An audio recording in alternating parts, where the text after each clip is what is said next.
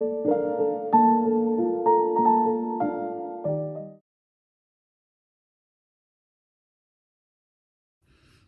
everyone, welcome to Julie Reads Her Bookshelf. I'm Julie. Today I'm coming to you with a video about my reading plans for 2023. So as I've mentioned in some of my previous videos, every year I have a general theme that I read for the year. In 2021, the theme was Proust. Last year the theme was Russians. And so for 2023, I've decided that my theme for the year would be Victorian literature. And the reason why I picked Victorian literature is that I have the most number of books unread on my bookshelf belonging to that era. I'm not really sure why that is. I have in the past tried many times to read many works of Victorian literature, and I think the problem each time is that I've started with Charles Dickens, who's not my favourite writer, and as a result I've sort of gotten a bit discouraged or didn't finish his books. So this time I've decided that I'm not going to start with Dickens, even though I will try and revisit some of Dickens' works and hopefully find one that I really like.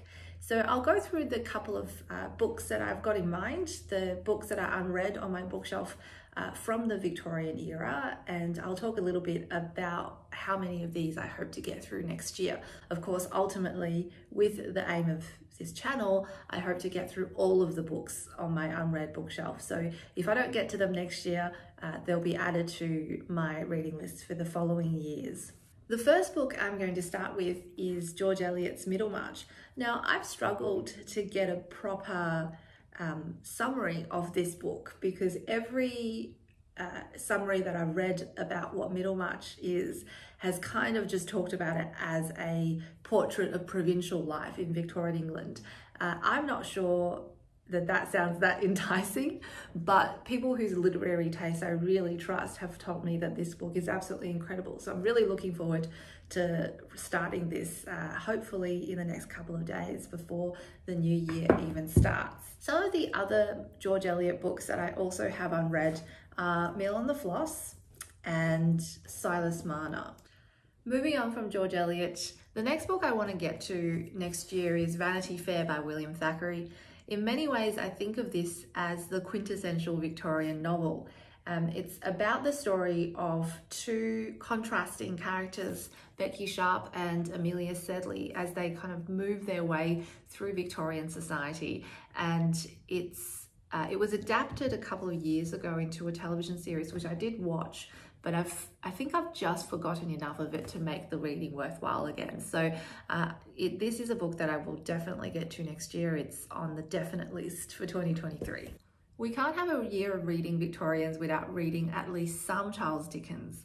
So the Charles Dickens books that I have, which are unread, are Bleak House, The Tale of Two Cities, and finally I have an anthology of Dickens, which has his Nicholas Nickleby, Hard Times, and A Christmas Carol collected.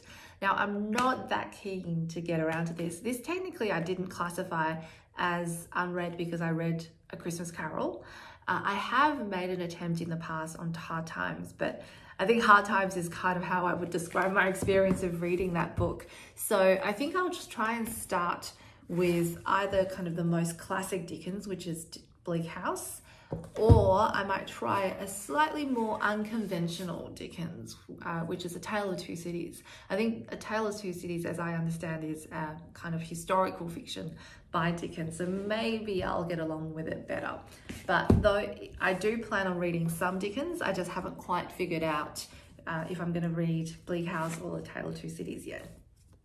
Charles Dickens aside, there's another Victorian author whose works I've never actually read, and that's Thomas Hardy. And I have 3 Thomas Hardy books. I have Tess of the D'Urbervilles, and I have in these old Heron editions, I've got Far from the Madding Crowd and Jude the Obscure.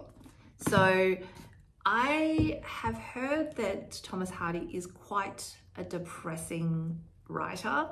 He's characters don't tend to have very good lives, and a lot of his books are quite miserable. So I don't know what to expect other than a healthy dose of misery, but I'm hoping that the book and the stories themselves and the characters themselves have enough in them to carry me through what would be otherwise quite depressing plots. I'm hoping to start with Tess of the D'Urbervilles. I definitely want to finish this one next year. As to whether or not I get through the other 2 volumes, I think we'll see how much I like Tess and how much I get along with Thomas Hardy before I continue. I can't talk about the Victorian era without talking about Oscar Wilde, and I have here a collection of Oscar Wilde's writing published by Wordsworth Editions. They've done this for quite a few authors. I'm actually looking to collect a few more of these when I'm allowed to buy books again. So I've read, this technically is not unread on my bookshelf. I classify collected works and anthologies as read if I read at least a substantial portion from it. And so I have actually read quite a bit of this. What I haven't read out of this collection is De Profundis, which is Oscar Wilde's prison writing. So I hope to get around to reading some of that next year. So looking at the pile of books in front of me, I think I have some priorities and then options for next year. The priorities I have are George Eliot, Middlemarch, Vanity Fair, which I will absolutely commit to reading because honestly I've had this book since maybe about 10 years ago.